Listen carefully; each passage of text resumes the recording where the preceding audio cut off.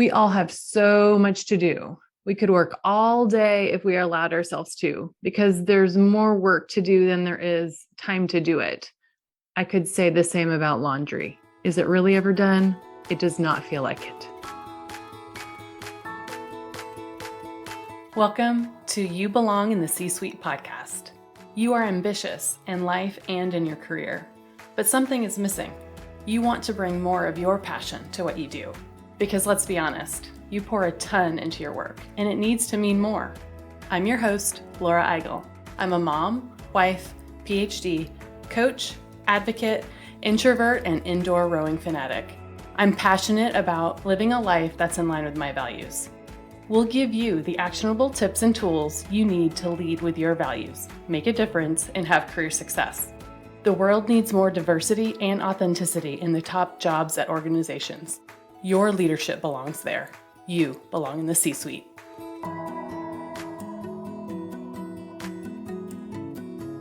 If you've been listening to this podcast regularly, or if you know me well, you know I live a life and career aligned with my values, and I help others to do the same. Last weekend, I was out with a good friend. My leadership coach self can't help but ask my friends how their jobs are going. Work is such a big part of life, and there's so much change going on right now for everyone. After a long discussion, my friend called me a career therapist. It was the best compliment ever. No, I'm not a real therapist, but I can help you find career clarity, to give you clarity on what matters most. And that's why I've built the You Belong in the C-Suite group coaching program. In the 6-month program, I help you gain clarity on what matters most, create the action plan to get there, to reach career fulfillment, and lead as your authentic self. Here's what some of the program participants are saying.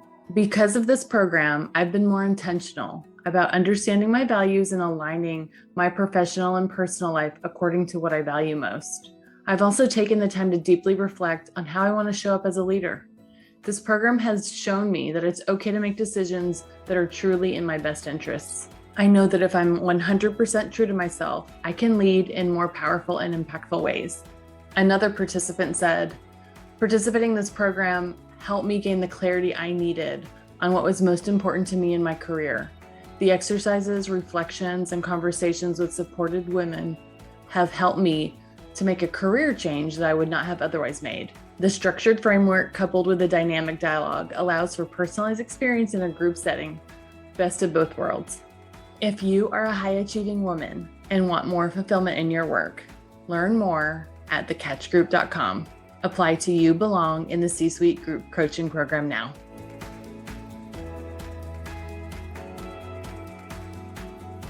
Welcome to this week's episode of You Belong in the C-Suite podcast. I'm so excited that we are already in our second season and are bringing you new guest interviews and solo episodes. By now, you know that I'm a lifelong learner.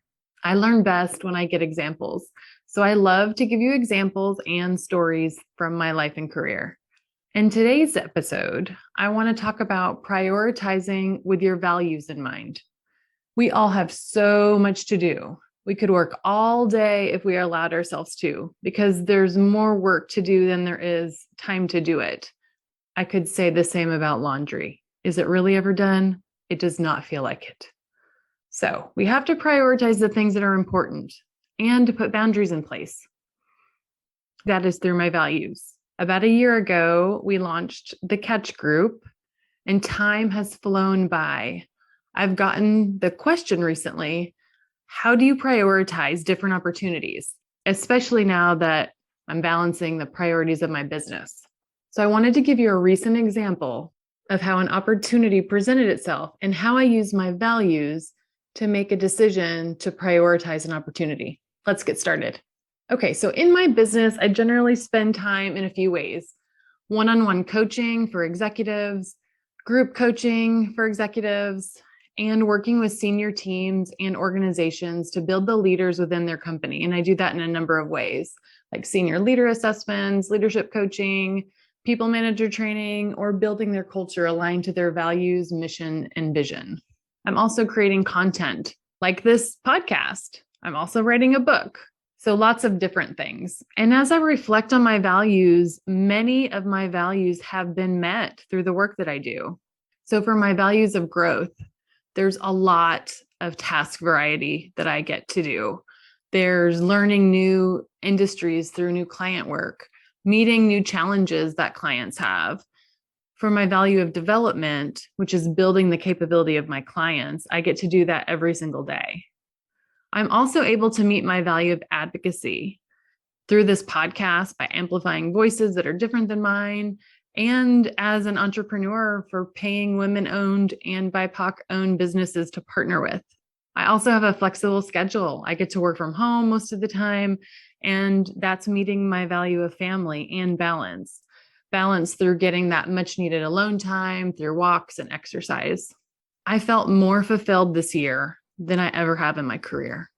And it's a really great place to be. At the end of last year, I was asked to teach a class at the school that I got my master's.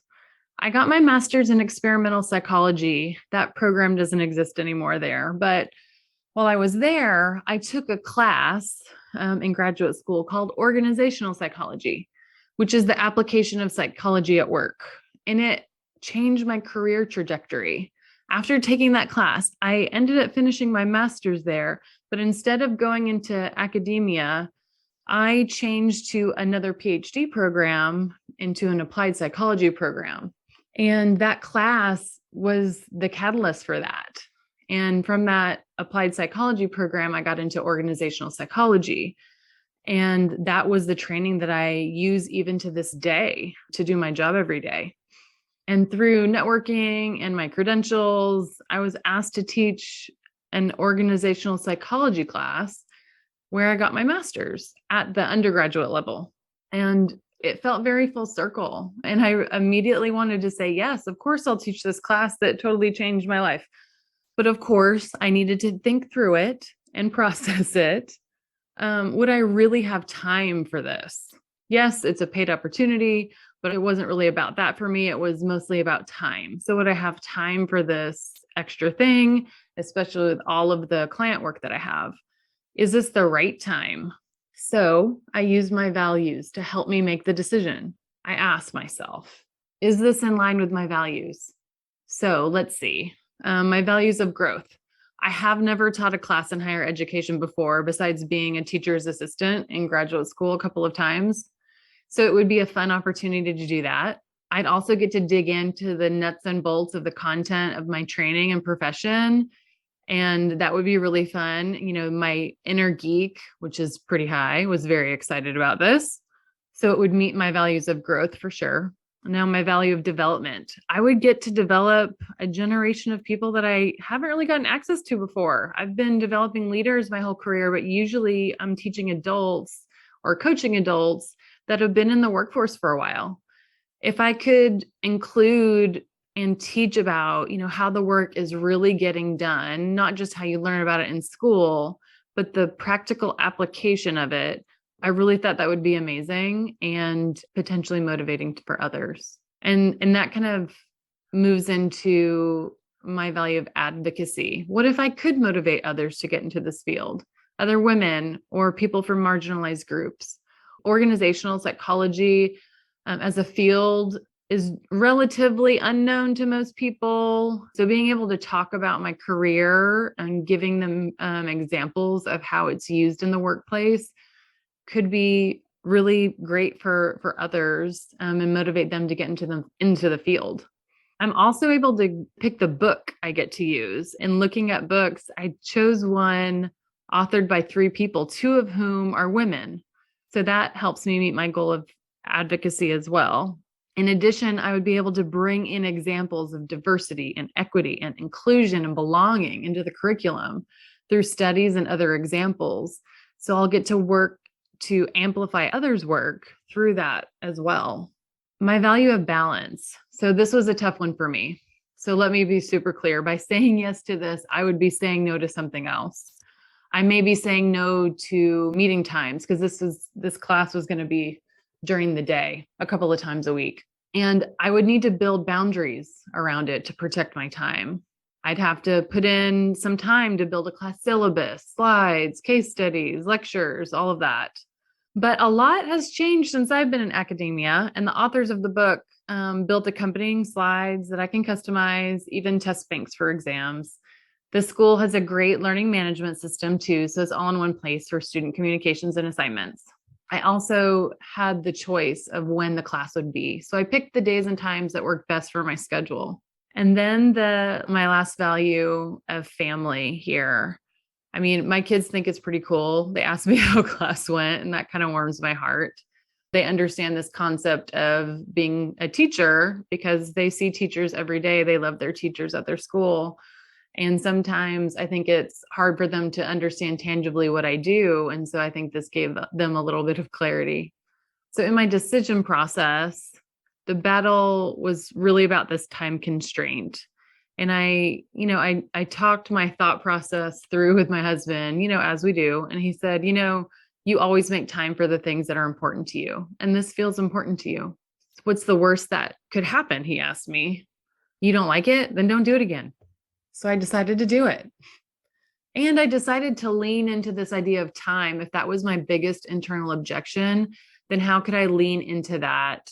So I decided to use it to my advantage and build even more boundaries around my time. I set up automations with my calendar with technology to create time blocks. Now I block out my calendar for those 2 days a week that I'm teaching. I'm unavailable at those times to meet with clients, but I am available other days fully for them. I've started to block time also when I record podcasts. So that isn't sprinkled out throughout the week anymore, but instead it's a dedicated time each week to build out content. So holistically, teaching this class has actually brought even more structure to a pretty structured schedule, which I thrive on. So now I'm adding adjunct professor to my resume. It's actually hilarious. People are calling me Dr. Eigel or Professor Eigel. In corporate, I sometimes didn't even put my PhD on my email signature. And now it feels like this full circle moment teaching at the university that my career really started at as Dr. Eigel, aligned with my values. The semester started a few weeks ago. And can I tell you, I love it. I'm getting a ton of energy from it. I'm excited to do it and I anticipate it. When they sent me my new campus email, they actually linked it to my old school record and it had my maiden name on it, which was pretty funny too. I've since had that corrected. There's a saying, the busier you are, the more that you can get done. Sometimes I think that's true, but instead I'd say the more intentional you are in building a life and career aligned to your values, the more fulfilled you are. I'm intentionally putting in more boundaries to be able to be successful to get this experience. I'm also saying no to other opportunities that come my way. If some are offered to me, like a volunteer opportunity or something that's going to take a lot of time, I'm going to say, hey, in alignment with my values, I've already committed my schedule to my priorities, which this semester is teaching. So I'm unable to commit myself to that project. But thank you so much for thinking of me. So I'd like to leave you with an action. The next thing that comes across your plate, which is probably going to be tomorrow. That extra assignment, that volunteer committee, or that nonprofit board seat, whatever it is, ask yourself, is it aligned to your values? If it isn't, then don't do it. Saying yes to everything means saying no to something else, usually something that might be more fulfilling or something that's for you. Ask yourself, what boundaries would you need to have in place for you to make it work? Remember, I had to put in more boundaries in place for this opportunity to make that work. So if you do decide to say yes, if it is aligned to your values, what boundaries are you going to put in place to protect your time to prioritize those activities? That's our episode for today. Remember, your leadership belongs here. You belong in the C-suite.